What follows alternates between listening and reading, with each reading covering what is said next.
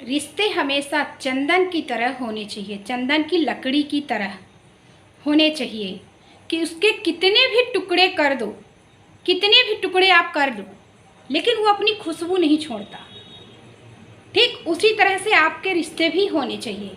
अक्सर देखा गया है कि गुस्से में हम कुछ अनाप शनाप बक देते हैं अपने भाई परिवार, हर किसी में आना कहीं होती है, बाप बेटे में होती है, पति पत्नी में होती है, भाई भाई में होती है, भाई बहन में होती है, बहन बहन में होती है।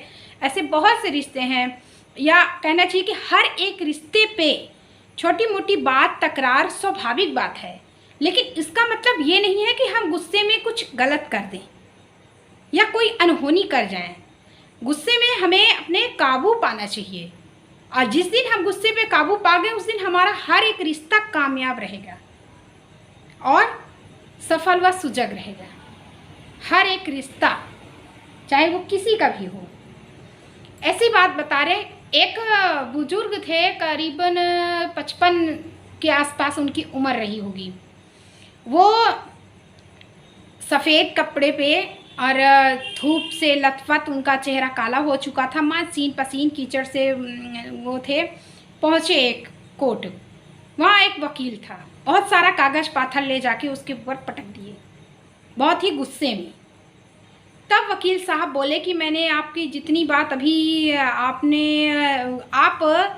आपका कागज़ पाथर, आपका कागज़ का जो भी काम है वो मैं 2 या 3-4 दिन में आप आइए तो मैं आपको देख के और सही सलूशन निकालता हूँ, आपकी समस्या क्या है समस्या को सुलझाता हूँ। वो चला गया, बुजुर्ग आदमी चले गए वहाँ से, प्रौढ़ावस्था में थे, चले गए। वो 4 दिन बाद फिर आए। तब वकील साहब ने कहा कि जितना मैं समझ सका हूँ आपको, पहले आप मेरी बात सुनिए। तो वो बोला ठीक है बोलिए। तब वकील साहब बोले, आप ये सारे कागज़ इसलिए लेकर आए हैं कि आपका एक अपना भाई, आपका अपना बेटा, कहना चाहिए आपके भाई का बेटा, ये वही बेटा है जिसके लिए आपने एक बार बैल ने उसके पेट पे सींग मार दी थी, तो आप उसको दौड़ते दौड़ते आप उसको कंधे पर बिठाकर 5 किलोमीटर पैदल दौड़कर हॉस्पिटल ले गए थे। ये उसी भाई का बेटा है। फिर जिसके लिए आपने सारी पूंजी लगा दी उसको पढ़ाने और लिखाने में, उसको इंजीनियर बनना था, आपको उसे इंजीनियर बनाना था, तो आपने वो भी किया। तकरीबन 80,000 रुपये आपने उसको दिए उसकी फीस के लिए। फिर आप उसकी वो शादी योग्य हुआ, आपने उसकी शादी भी करवाई उसी के पसंद की लड़की से।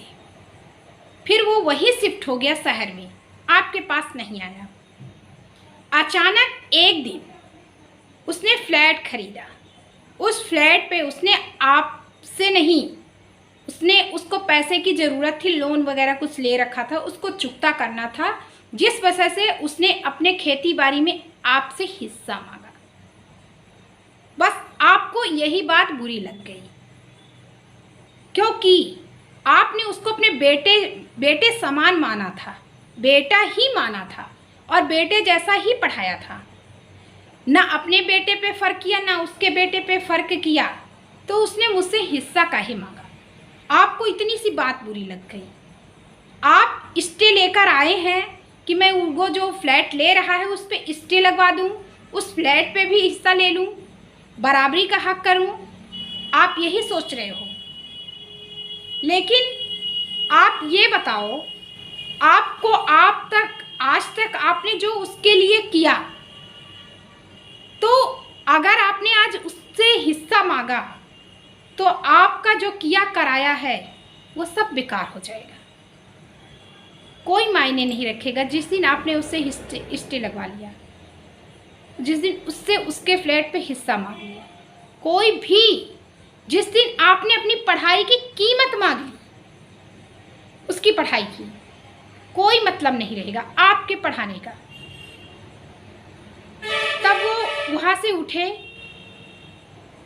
वकील साहब ने ये भी कहा कि जितना मेहनत आपने उसके लिए किया, उससे ही कहीं ज़्यादा मेहनत आप अपने बेटे के लिए करिए, अपने परिवार के लिए करिए, और आपका बेटा, आपका परिवार एक दिन आपकी उम्मीदों से परे होगा और आपको हर आपकी इच्छाओं को, महत्वाकांक्षाओं को समझेगा।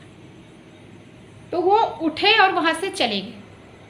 वकील साहब सोचे कि गुस्से में गए हैं, फिर किसी दूसरे वकील के पास जाएंगे, स्टे लगवाएंगे, स्टे लगवा भी लेंगे, इनकम ले भी लेंगे, कुछ भी कर सकते हैं।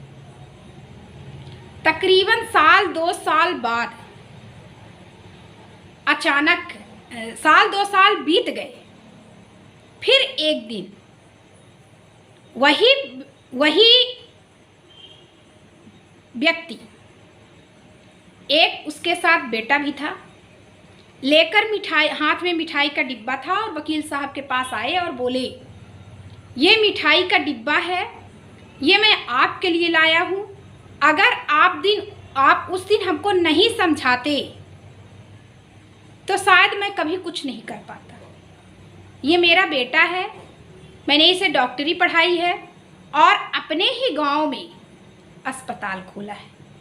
ये अस्पताल के उद्घाटन का मिठाई का डिब्बा है, उद्घाटन के उस उपलक्ष्य पर मिठाई का डिब्बा है।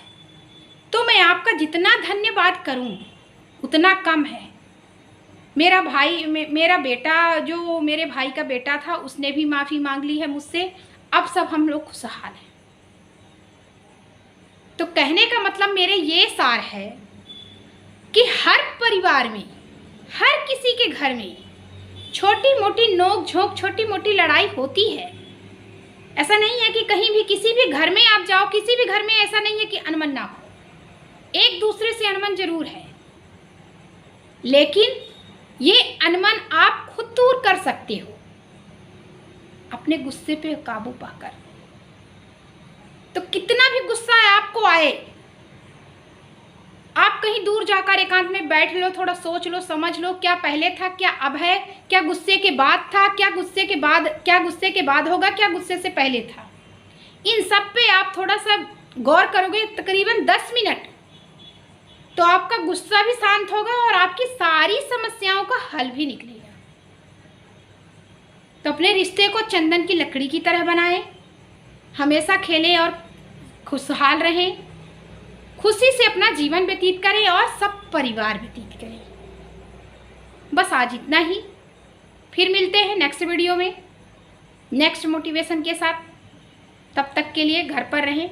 वीडियो अगर थोड़ा सा भी अच्छा लगे तो प्लीज़ लाइक, शेयर और सब्सक्राइब ज़रूर करें। सब्सक्राइब करते समय बेल आइकन ज़रूर दबाएं ताकि आगे आने वाली नोटिफिकेशन आपको प्राप्त हो। फिर मिलेंगे, तब तक घर पर रहें, स्वस्थ रहें, सुरक्षित रहें।